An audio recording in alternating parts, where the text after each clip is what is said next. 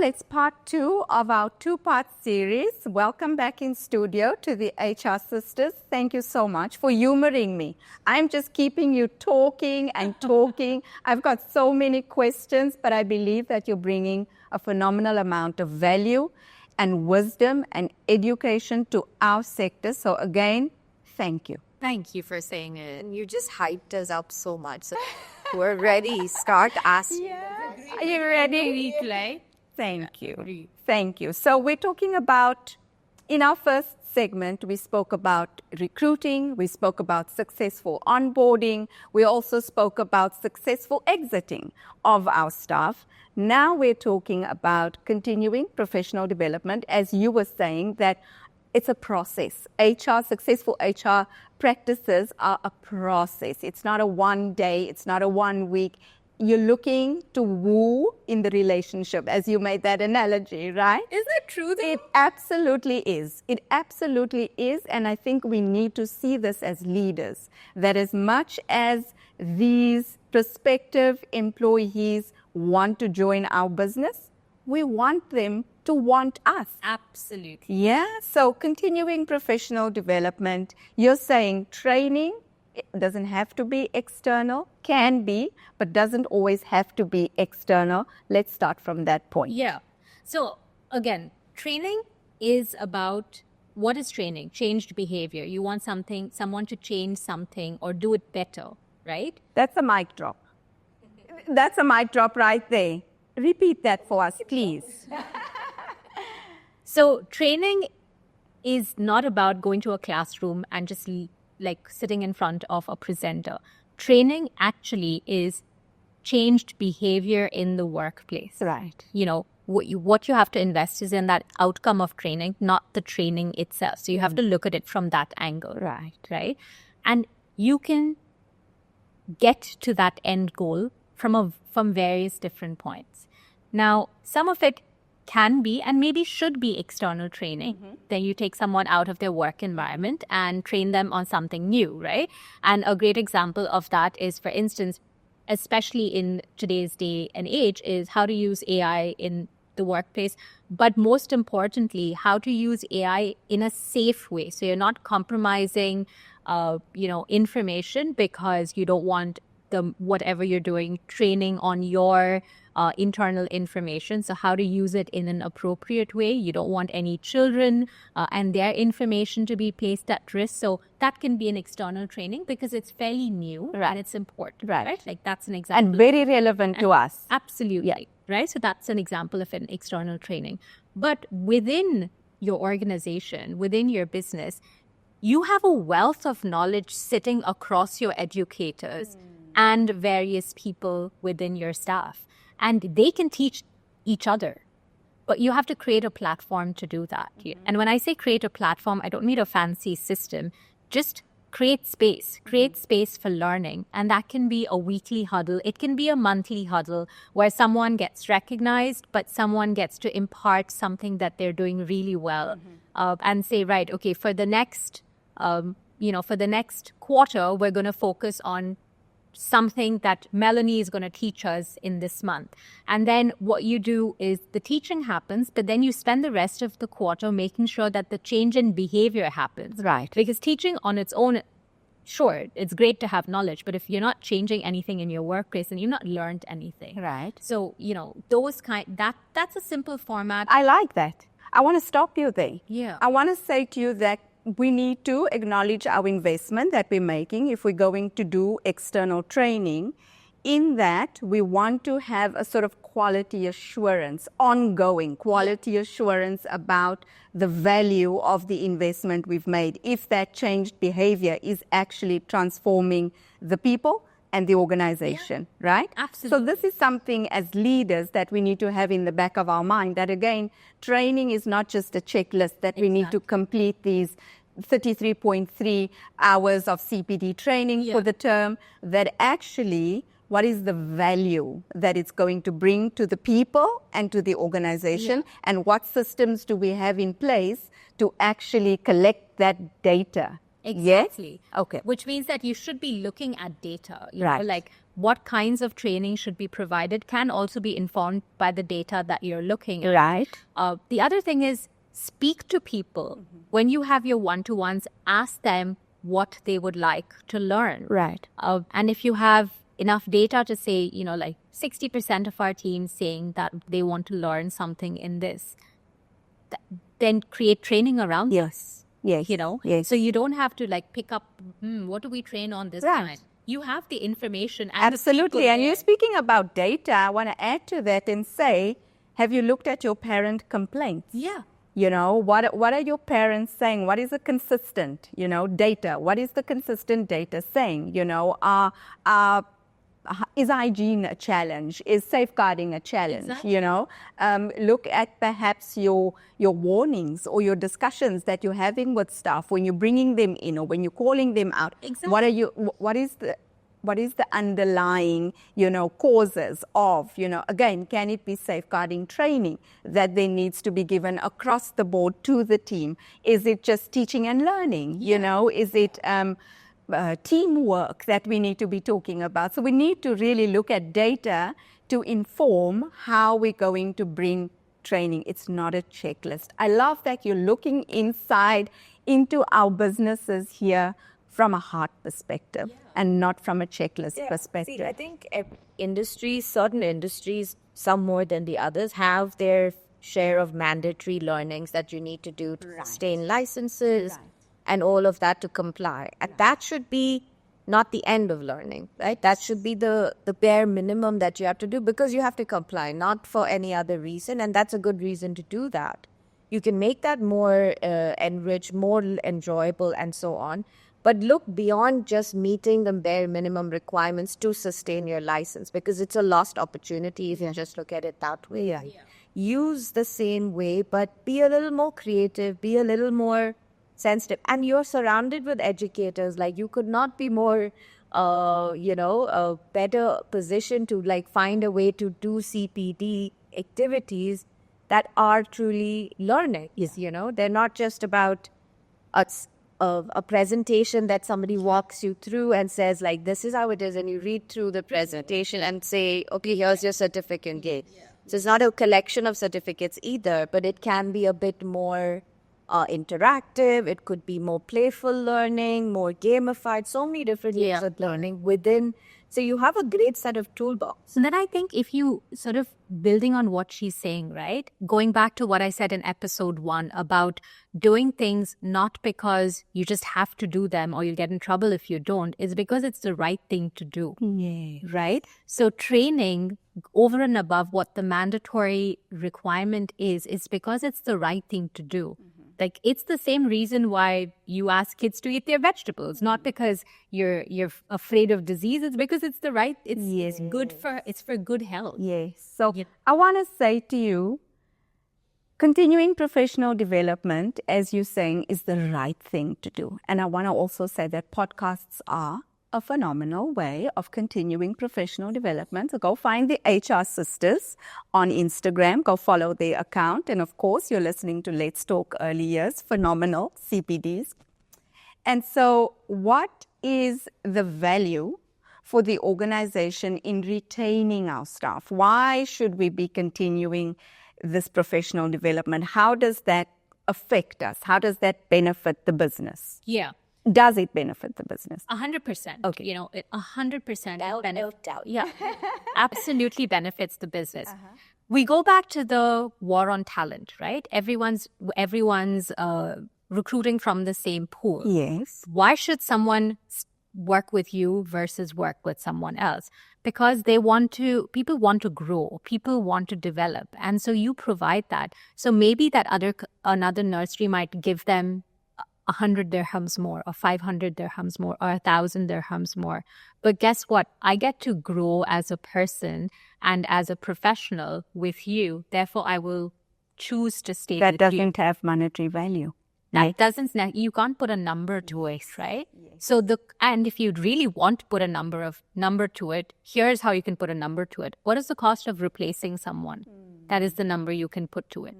Not just, and I don't mean replacing someone just in terms of visa costs and things, replacing someone in how much time will the new person take to get up to speed? Yeah. There's a learning curve there. And what is the knowledge lost with this person who has left? Yes. Yeah. And with your industry, it's the relationships that person has made with the parents and the children. And the children as well, yes. Because the new teacher, so there's a cumulative cost of replacement, Yeah. which is far greater than the cost of learning. Right. It's also like, not to be again philosophical, but it's like you have a flourishing garden, you've invested in onboarding, you've done the right recruitment, and then you drop it at the learning. It's like you've left your garden dry. You're not watching tending to it. You're not tending to it. So it's not very inviting anymore. Yes, nobody wants to be in that garden. Yes, they must. And you don't want to be known as the nursery that no one really stays at. Yeah. We don't. So how are we now? You've said onboarding, recruitment. We've kind of figured that out now. We know that we're going to retain our staff through continuing professional development. How else? How are we still wooing these potential or these current staff members? Yes. I think people stay because they feel valued, they feel seen, they feel heard, they feel developed. So you have to know from your staff what would make them feel seen, heard, developed, and valued. That tells you what you have to do. Right. Right. If So you you're can speaking about collaboration. Yes. And you're also speaking about a leader or a team of leaders who actually get down there and make the time to hear people. And it's not just, again, the weekly meeting and this is our checklist and this is the things we need to do. No, we're actually taking time perhaps outside of the setting in an informal way where we're actually hearing them. Yeah. Yeah. And, even if you do that weekly meeting, having that one-to-one, dedicate 15 minutes of it to say, okay, like, what are you focused on professionally this year? Like, what can we do? And have that as part of your objective setting maybe at the start of the year. So you're talking about, here's what we want to do for the business, but also tell me what you want for you as an employee. Once you have information from all of the teams or all of the staff, then you can take a look at that information and say, okay, we have, let's have 2 training programs this year. And this is how we can do it. We can do it in-house. We can bring someone external. So you're getting that information from the team. And also the team feels really good. Like, oh, that was my idea. Yes. I said we should have this. Right. And, would they be talking amongst themselves to say like, oh, you should, bring this up in your one-to-one. And so the one-to-one is not the dreaded one-to-one that, oh, my boss is just asking me what I'm doing. It's a feeling. It's a dialogue of like, oh, here's, you're doing really good at this. This is working really well. Here's where, maybe we can do something differently. And like, what do you need to make that happen? And that becomes what do you teach them? Desma, this is a lot. It's a lot. It's a lot of information. It's a lot of processes and prospective policies that you're needing me to put in place. Again, I'm speaking, and I don't want to sound patronizing to any of the amazing early years leaders who are out there. We are trained educators, managers, leaders. Somewhere along the line, HR became part of our function. Yeah, true. We are not necessarily the experts that you believe and that we want to be. So how can you help me? How can I find the tools? Because again, I can go in ChatGPT, but I don't actually know what I'm looking for. Exactly. So how can you help me to kind of have a toolbox of lists and how-tos and how to keep the staff, how to recruit the staff, what to do once they're there? Help me. Yeah. It's interesting that you said toolbox, because we actually have something that, I think would be the perfect starting point that would, you can almost, it will support you for the foreseeable future. And it's called HR in a box. Wow. And it's a built to last toolbox. It's a built to last toolbox. Right. Exactly. And it's a one-time investment of time, resources, and money to set up your HR foundation. Right. And that can be at the beginning when you're starting, or if you're even, if you're in business for like 5-10 years and you've never really sat down and you have a bunch of practices that you have done, take this as the opportunity to bring all of that to the table. Let's sit and let's look at how we can make sure that whatever you have is built to last, it's fit for purpose, and you are able to confidently roll out sound HR practices.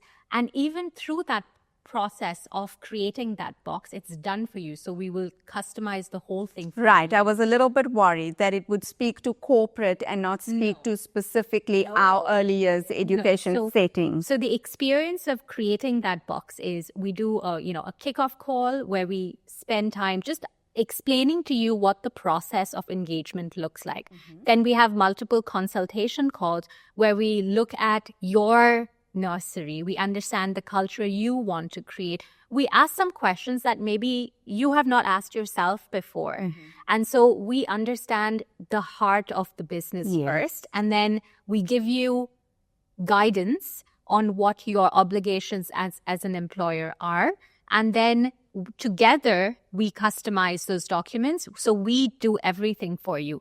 And then the beauty of this is once we have the kickoff session, once we have the consultations, once we customize all of the documents from a content, but also from a branding perspective. So when someone joins the nursery, they can see that, this document that's been given to me is made for, it's not just a ChatGPT. Yes, it's not a generic. Correct. Yes. It's created for this. The last part is we do a training session where we actually empower you on how to use the contents of the box throughout the employee life cycle. So what's included in the box? You get employment contracts, you get policies and procedures, you get an employee handbook that you can almost send to someone through that onboarding process. And there's every combination of lists, templates, and forms that you would need. So whether it's an onboarding checklist, or it's a job description template, or it's a letter that you would need to issue at some point, everything is covered in this box. And once you do that, we also add 3 bonuses. We give you an onboarding guide. So you also get a guide on how to onboard your team. Yeah. And you get an orientation deck. So that first day at work, you get exactly the template of what needs to go into it. Right. Create that welcoming experience. Right. And all of this happens in about 6 to 8 weeks. And then you're set for life. I love it. And the best part, not the best part, one of the best parts about it is that it's not for just an HR professional to use. Right. It's user-friendly, so I could use it. It's business-friendly. So Right. anybody in business can use this information to help apply, because, like you said, not every organization or every nursery can have its fully functioning HR department. So there has to be another way, right? Right. So whoever the resources you have, we have to give them the right tools to be able to do a better job and feel a bit more confident. Yeah. And this is what the HR in a box helps with as well. Yeah. And then, moving on from there, once you have that, you have a very solid foundation. But on the off chance that you have a complicated situation or a complex issue that you need guidance on, we have an HR on demand service where you basically, it's like, going to the doctor, you make an appointment for an hour or, and then go ask your questions, and then you have your responses. So you don't have to commit to like monthly retainers or heavy investment. Right. You just buy, it's like a pay as you go. You buy a bank of hours and then you just use it as and when you need. Oh, I love this. I love this. So I can email you. Absolutely. As part of my box, I've got your contact details, so I can email you and say, hey, Desma, Elrona, I have a challenge with a staff member, blah, blah, blah. What is my obligation? How should I go about it? I'm actually stuck. I'm in the wrong. I think I'm in the wrong. I don't know what to do. And you'd be able to walk me through that? Exactly. I love it. Yeah. So we don't just like abandon you after we give you the box. Right. You have the option to continue to like lean into us, do that HR on demand without a heavy investment. Right. Because we didn't want things to be cost prohibitive. Yes. So you have that flexibility, Yes. and you can dip in and dip out as and when you need. I love that. This is something we're definitely going to look into. And I hope that the early years leaders who are listening to our podcast right now will go onto to their Instagram or onto their website and go and check out this HR toolbox. It sounds like it was made just for us. It honestly, it is. When businesses come to us or clients come to us and then they walk away with this toolbox, with this HR in a box, the feedback that we get is, they're like, this is a crash course in the labor law. Yes.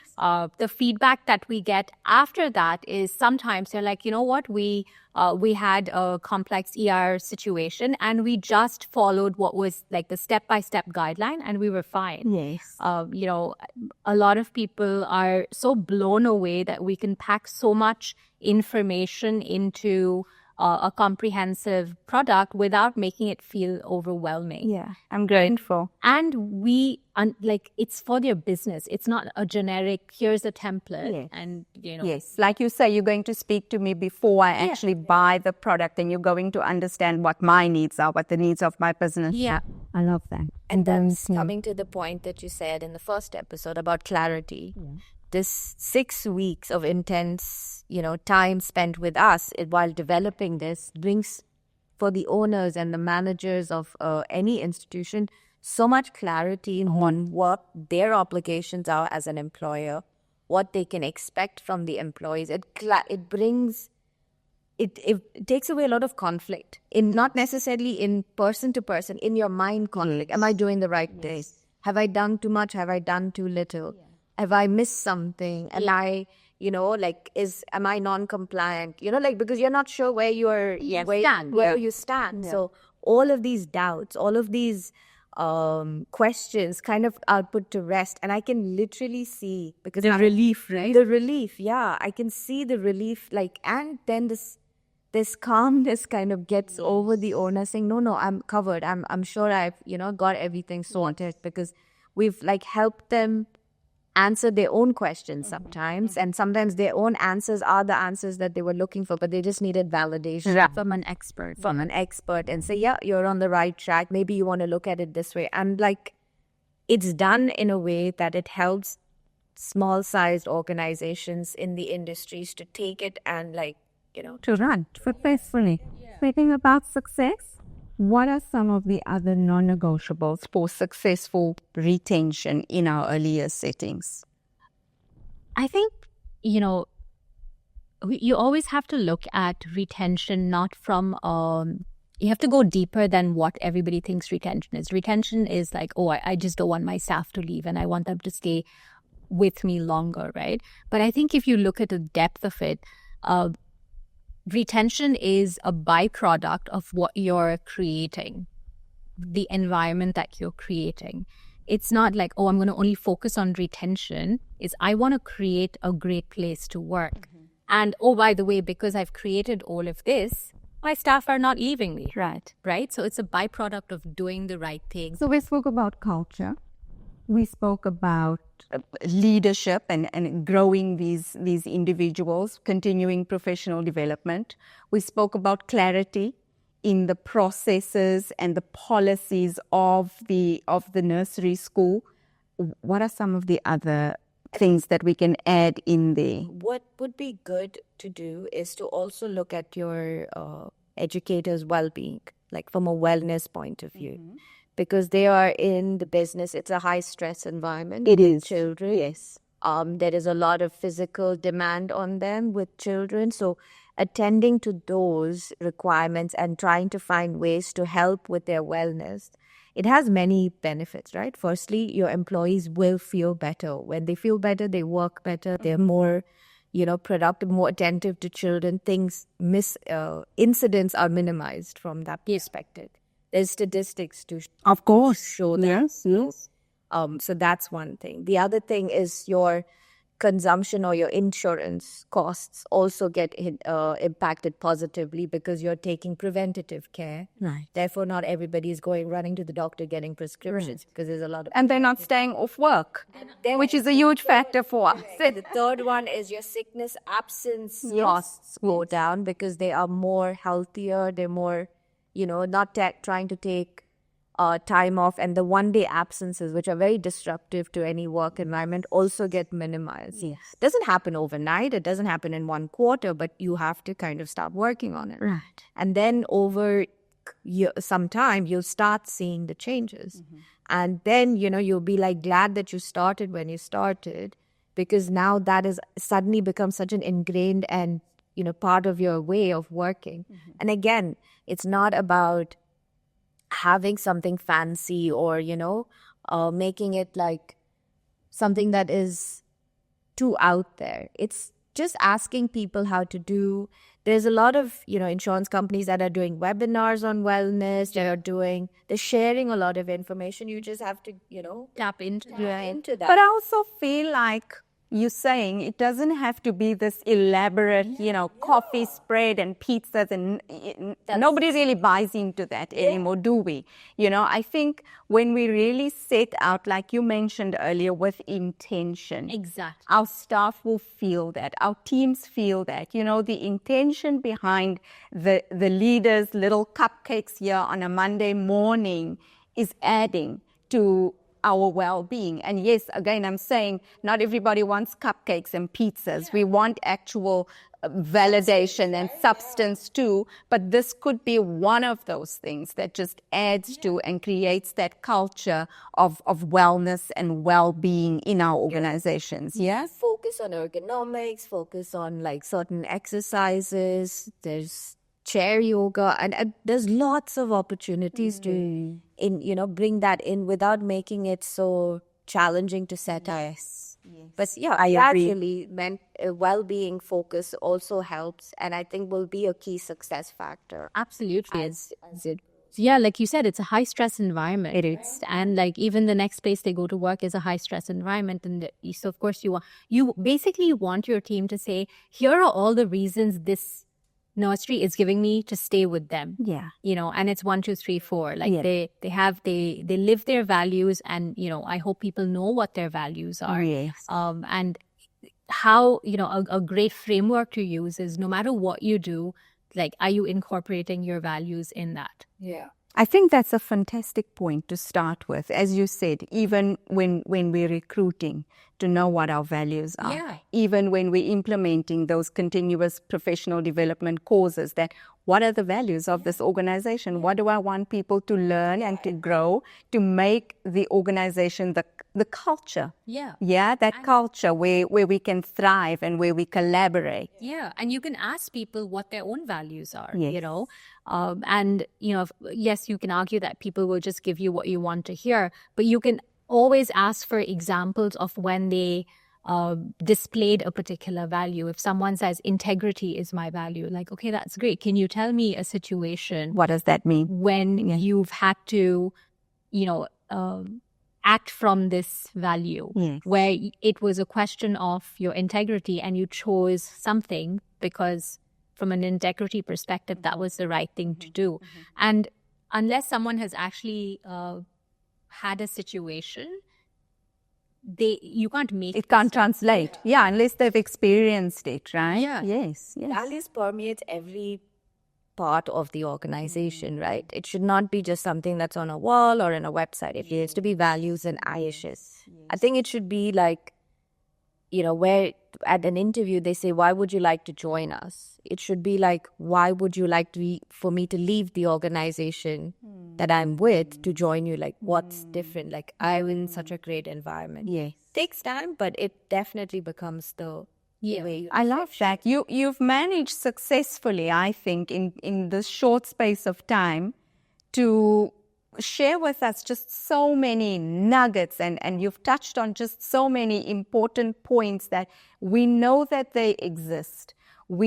I think we don't necessarily have the time or the knowledge to know what we don't know. Yeah. And so that for me was very evident in our talk this morning. So I want to say, just as we close, what is the one thing, what is the one belief that you think should change in our perspective regarding HR in the early years education sector? I think, one of a very important thing is going back to what Elrona said earlier is to think that, oh, they're just early educators and they have the experience, so they're going to know what to do, right? I want that. I would love for that to be like, they have this amazing experience. That's great. Let's supplement that with what our organization wants to provide in terms of a great place to come and learn, but also a great place to come and work. And so when you treat them not just as educators, but humans who want to create this amazing experience with intent, and that would be that's what I would love for people to take away. And also, a lot of people say that, look, I don't have the time and I don't have the budget and I don't have all of this, right? And that is true with anything with life. We don't have a lot of, surplus of everything. You have to be intentional on where you spend your time and money. But you choose to spend time with your kids because you know that I might have to say no to hanging out with my friends, but I know that spending this time with my child will have this impact. Right. And you have to treat investing time and resources in your HR exactly the same way. Is it an investment? Absolutely it is. I don't want anyone to think that this is just a simple thing to do, right? It is intentional. It requires work. But for the right person and the right leader, what I hope they would understand is this has impact for years to come. So choose to make that investment with the right intent.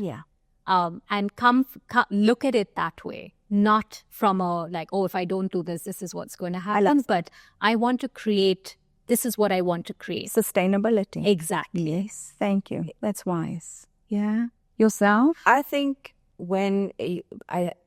correct me if I'm wrong, but most of the early educator institutions are founder-led or owner-led, right? Not a lot of corporate sort of, or it's a healthy mix. It's a healthy mix currently. It's become. So when it is that, I think as an owner, they need to also understand, why am I in this industry? What am I trying to get and what am I trying to give?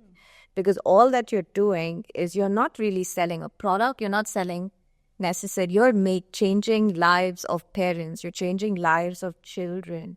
That's their formative years. You're creating the future, essentially creating the future. And what sort of future do you want to create? Like, where is your contribution? And that it starts with the people that you have brought into your organization to make that change. So looking after them, however you choose to do it, with HR, without HR, it has to be with intent, but it also has to be, that's what you're looking for. And you need to know that answer. Look after the people who look after the children. I love it. Ladies, it has been my profound pleasure. Thank you. I am so grateful, again, just for your time. Thank you for your wisdom and for impacting us with just your knowledge and your expertise. And we're looking forward to connecting with you again sometime. And we're obviously looking to connect with you through your website, through your Instagram. Thank you, thank you, thank you. Thank you for having us, Mel. Oh, it's been a pleasure. Thank you. Thank you. Thanks.